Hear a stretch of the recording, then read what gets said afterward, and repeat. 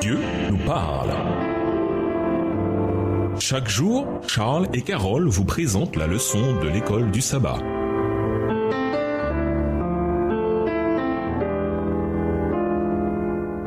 Bienvenue dans votre émission Dieu nous parle.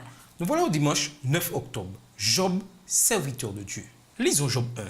Concentrons-nous en particulier sur les accusations que Satan porte contre Job. Que dit Satan? Qu'y a-t-il d'implicite dans ces attaques? Au final, qui Satan attaque-t-il vraiment? Job 1. Il y avait dans le pays d'Uth un homme qui s'appelait Job. Et cet homme était intègre et droit. Il craignait Dieu et se détournait du mal. Il lui naquit 7 fils et 3 filles. Il possédait 7000 brebis, 3000 chameaux, 500 paires de bœufs, 500 ânesses et un très grand nombre de serviteurs. Et cet homme était le plus considérable de tous les fils de l'Orient. Ses fils allaient les uns chez les autres et donnaient tour à tour un festin. Et ils invitaient leurs 3 sœurs à manger et à boire avec eux. Et quand les jours de festin étaient passés, Job appelait et sanctifiait ses fils, puis il se levait de bon matin et offrait pour chacun d'eux un holocauste, car Job disait « Peut-être mes fils ont-ils péché et ont-ils offensé Dieu dans leur cœur ?» C'est ainsi que Job avait coutume d'agir. Verset 6. Or, les fils de Dieu vinrent un jour se présenter devant l'Éternel, et Satan vint aussi au milieu d'eux. L'Éternel dit à Satan, « As-tu remarqué mon serviteur Job? Il n'y a personne comme lui sur la terre. C'est un homme intègre et droit, craignant Dieu et se détournant du mal. » Et Satan répondit à l'Éternel, « Est-ce d'une manière désintéressée que Job craint Dieu? Ne l'as-tu pas protégé, lui, sa maison et tout ce qui est à lui?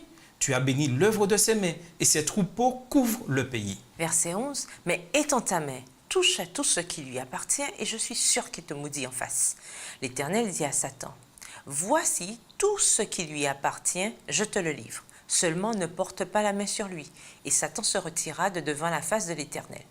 Un jour que les fils et les filles de Job mangeaient et buvaient du vin dans la maison de leur frère aîné, il arriva auprès de Job un messager qui dit « Les bœufs labouraient et les ânesses paissaient à côté d'eux.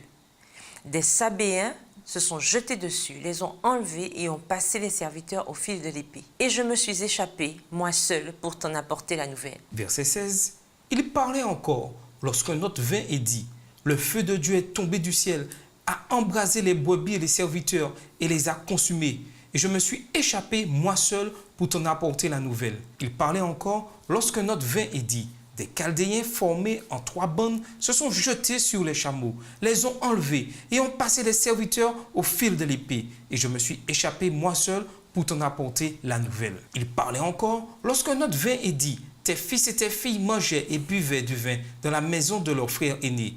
Et voici, un grand vent est venu de l'autre côté du désert et a frappé contre les 4 coins de la maison. Elle s'est écroulée sur les jeunes gens et ils sont morts. Et je me suis échappé moi seul pour t'en apporter la nouvelle. » Alors Job se leva, déchira son manteau et se rasa la tête. Puis, se jetant par terre, il se prosterna. Verset 21, il dit « Je suis sorti nu du sein de ma mère, et nu je retournerai dans le sein de la terre.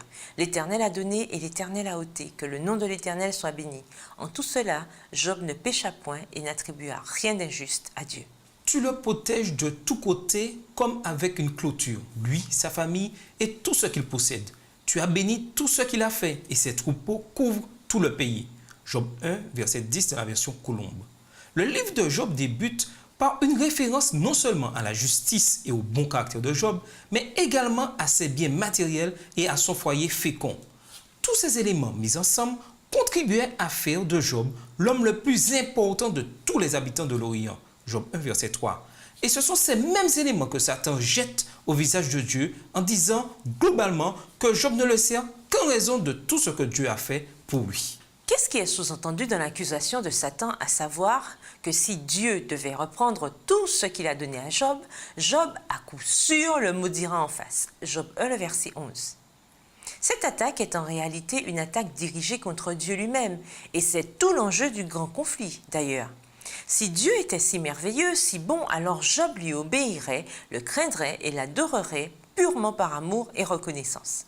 Après tout, qui n'aimerait pas un Dieu qui a tant fait pour lui? En un sens, Satan était en train de dire que Dieu avait acheté Job pour qu'il lui soit fidèle. Ainsi, prétendait-il, Job servait Dieu non par amour pour lui, mais pour des motifs purement égoïstes. Songez aux dirigeants politiques les plus haineux et les plus vicieux qui ont pourtant des complices qui leur sont fidèles jusqu'à la mort. Et tout cela uniquement parce que ces chefs ont été bons avec eux. Si en réalité le Seigneur était vraiment le Dieu aimant, gentil et attentionné qu'on dit, alors même si Job devait perdre toutes ces bonnes choses, il continuerait à servir le Seigneur. Mais en affirmant que Job ne resterait pas fidèle, Satan insinue que même Job ne fait pas totalement confiance à Dieu et que la loyauté de Job ne tient qu'à ce que Dieu lui a donné. C'est-à-dire qu'au final, d'après Satan, la loyauté de Job dépend principalement de l'intérêt qu'il a dans cette affaire. Pourquoi servez-vous le Seigneur? Supposez que vos motivations ne soient pas parfaites.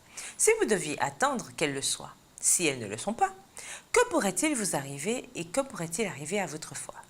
Et nous vous laissons avec cette question de réflexion. Quel plan avez-vous pour maintenir votre persévérance? Au revoir. Et à demain si Dieu veut.